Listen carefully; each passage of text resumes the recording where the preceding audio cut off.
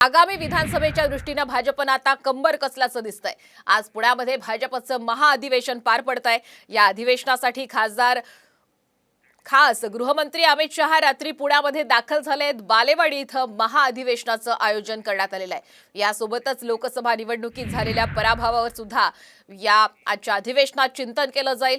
लोकसभा निवडणुकीनंतर पहिल्यांदाच अमित शहा हे पुण्यामध्ये दाखल होत आहेत।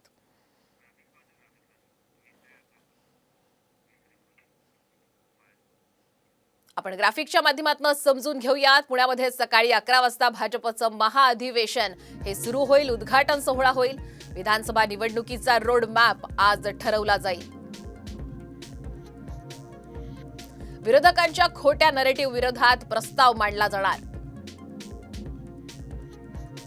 दुपारी 12:30 वाजता नितीन गडकरी तर 2:30 वाजता फडणवीसांचं मार्गदर्शन होईल।